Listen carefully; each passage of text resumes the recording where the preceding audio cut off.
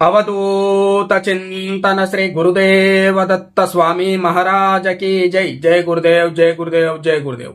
श्री श्री श्री चंद्रशेखर दत्त गुरुदेव शरणं मम।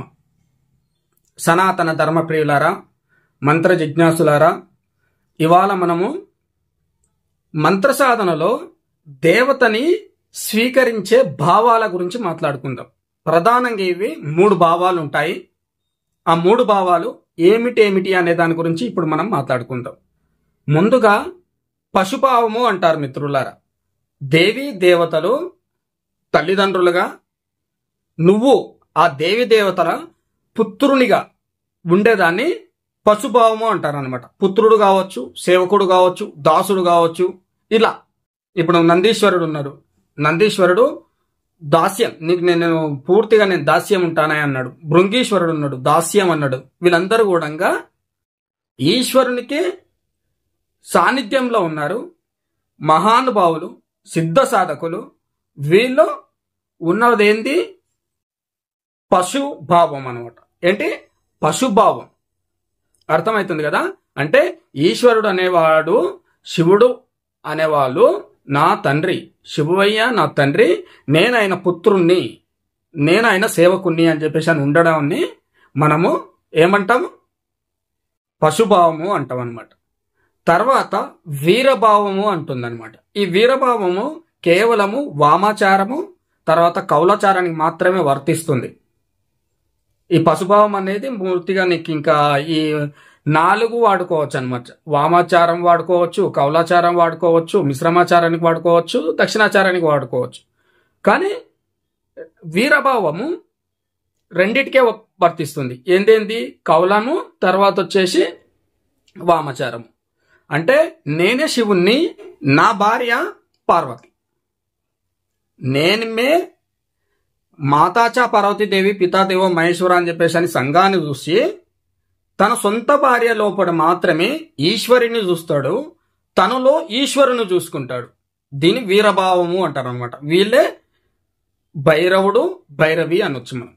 భైరవుడు భైరవి మీకు అర్థమవుతుంది కదా. దీని వీరభావము అంటారు అనమాట. దీంట్లతోటి పంచమకారాలతోటి వామాచారాది సాధనలు చేసేసి సాధకులు ఇద్దరు, భార్య భర్త ఇద్దరు కూడా, కులసతి సాధకుడు ఇద్దరు కూడా వీళ్ళు ఉన్నత లోకాలకు వెళ్తారు, శివ కైవల్యానికి వెళ్ళిపోతారు.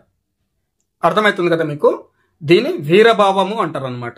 నేనే శివుణ్ణి, నా భార్య పార్వతి, మేము సాక్షాత్ శివ పార్వతులు మేమే అని చెప్పేసి అని, అది కూడా నా భార్య మాత్రమే అని చెప్పేసి అనుకోవడం ఒకటి. ఇంకా తర్వాత దివ్యభావం. ఇంకా సృష్టిలో ఉన్న అంతా కూడా మమాత్మ సర్వభూతాత్మ అన్ని కూడా నా స్వరూపాలే, నేను ఈశ్వర స్వరూపాన్ని. ఇప్పుడు అర్థమవుతుంది కదా. ప్రపంచాన్ని కూడా దివ్యమైన స్వరూపంగానే చూస్తాడు అనమాట, ఒక రూపంగా చూడడం అనమాట. దోమ, చీమ, కుక్క, పిల్లి, ఎలక, ఇంకా ఏ జీవరాశి గాని మనిషి గాని అందులో తోటున్న జీవున్నే చూస్తాడు కానీ శరీరాన్ని చూడడు, జన్మను చూడడు, జీవుని చూస్తాడు అనమాట. తన లోపల ఉన్న కూడా తన శరీరానికి మర్యాద పెద్దగా ఇవ్వకుండా తనలో ఉన్న జీవునికి మర్యాద ఇస్తాడు. ఈ జీవుడు ఈశ్వర స్వరూపుడు అని చెప్పేసి నమ్ముతాడు. ఆ ఈశ్వరునికి నాకు తేడా లేదు అంటాడు అనమాట. దీని దివ్యభావము అంటారు అనమాట. అంటే నేనే శివుణ్ణి, నా నుంచే అంత సర్వం వ్యాప్తించింది, సర్వము నాలోనే కలిసిపోతుంది, నేను అంతటా ఉన్నాను, అన్ని వేళల్లో ఉన్నాను, అన్ని కాలాల్లో ఉన్నాను, అంతా నాలోనే ఉంది అని చెప్పేసి ఆయన స్థాయికి సాధకుడు వెళ్ళిపోతే దాన్ని దివ్యభావము అంటారు. దాన్ని దివ్యభావము అంటారు అనమాట. అసలు ఇంకా నేనే శివుని అని చెప్పేసి అని పూర్తిగా నేనే శివుని అని చెప్పేసి అని పూర్తి స్థాయిలో అహం బ్రహ్మాస్మి అనేది కూడా ఇదే అనుకుందాం మనము. నేనే శివస్వరూపాన్ని అనడం దివ్యభావం.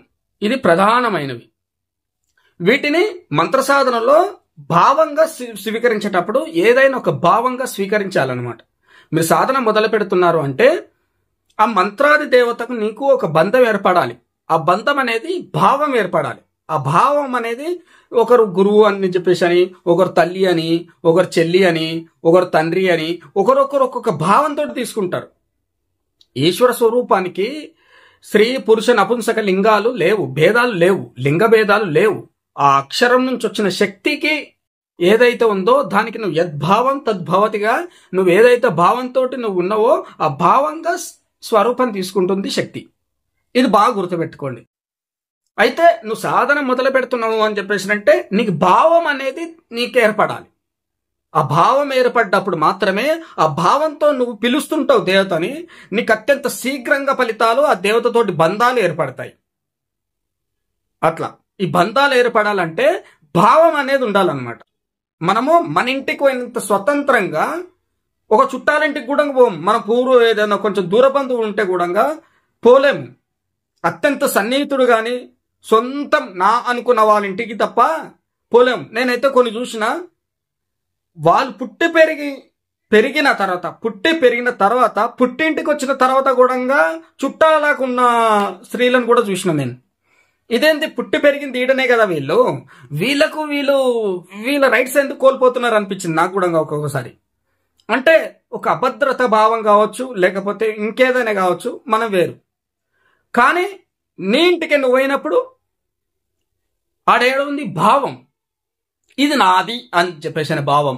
అట్లా నీ దేవతకు నీకు కూడా ఇది నాది అనే భావం ఉండాలి. నా తండ్రి ఇదే, నా తల్లి ఇదే, నా గురువు ఇదే, ఇది నాది ఇదే అని చెప్పేసి అన్నప్పుడు ఆ భావంతో మనం పిలవడం మొదలు పెడతాం.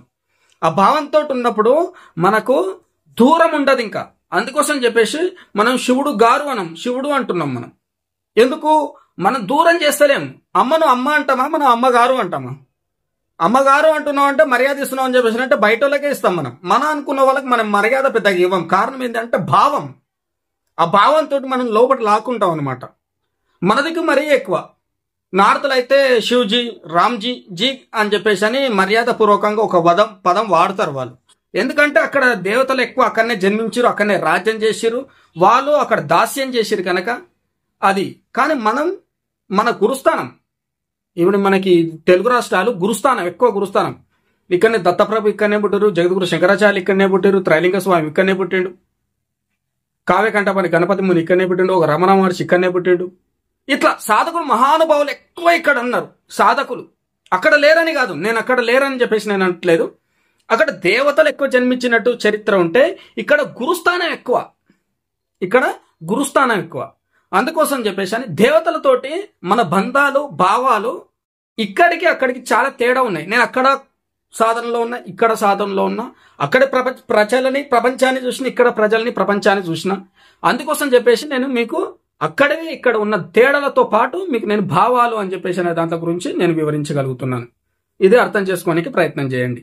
ఆ భావం అనేది నువ్వు పెట్టుకొని దేవతతోటి సాధన చేసినప్పుడు శీఘ్రమైన ఫలితాలు నువ్వు చూస్తావు మిత్రులారా. శీఘ్రమైన ఫలితాలు అత్యంత సునాయాసంగా మీరు చూడొచ్చు. దేవతకు మీరు అత్యంత సన్నిహితుణ్ణి నేను అని చెప్పేసి మనస్ఫూర్తిగా నమ్మి మంత్ర సాధన మొదలు పెట్టండి. మీరు ముందే ఎంచుకోండి. మీరు ఎంచుకోవడానికి నేను ముందే చెప్పినాను, దక్షిణాచారము, వామాచారము, మిశ్రమాచారము, కౌలాచారము అని చెప్పేసి అని ఒక్కొక్క భావానికి కొన్ని మంత్రాలు వర్తిస్తాయి, కొన్ని మంత్రాలు వర్తించవు. అందుకోసం చెప్పేసి అని మీ గురువు చెప్తారు, ఈ మంత్రం స్థితి ఏంది, ఈ మంత్రం ఏ భావంతో చేయొచ్చు, ఈ మంత్రం ఏ స్థాయి వరకు చేయొచ్చు, ఈ మంత్రం ఏ ఆచారంలో చేయొచ్చు, వాళ్ళ ఆచారం ఏంది అనేది మీకు మీ గురువు నిర్ణయిస్తారు. వాళ్ళు చెప్తారు, వాళ్ళు వివరిస్తారు. అదే కంటిన్యూగా మీరు వెళ్ళిపోవచ్చు. మీ గురువు చెప్పుకోవచ్చు, మీరు నేను నా దేవతను నేను స్వీకరిస్తున్నా, ఈ భావంతో స్వీకరిస్తున్నా అని చెప్పేసి అని మీ గురువుతో చెప్పుకోవచ్చు అనమాట. మీరు ఇంకా బయట కూడా ఎవరితో కూడా చెప్పుకోవాల్సిన అవసరము కానీ ఏది కూడా మీకు లేదు. నేను వీరభావంతో ఉన్న వాళ్ళను నేను చూసిన, శ్రీశైలంలో కూడా చూసిన అనమాట. దేవతని నా భార్య అని చెప్పేసి అని అన్న వాళ్ళని చూసిన. ఇంకా వీళ్ళ చరిత్రలు, నేను చూసిన సాధకుల చరిత్రలు కూడా ఇంకెప్పుడైనా చెప్పుకోవడానికి ప్రయత్నం చేద్దాం మనం. ఇప్పుడు ఇది అప్రస్తుతం, మరీ ఎక్కువ వీడియో అవుతుంది కనుక ఇంతటితో ముగిస్తున్నాను మిత్రులారా. నేను మీ సాధక మహేష్, తాంత్రిక పాఠశాల, నర్మదేహార్. ఓం నమ శివాయ. నాగురోరధికం శ్రీ శ్రీ శ్రీ చంద్రశేఖర దత్త గురుదేవ శరణం మమ.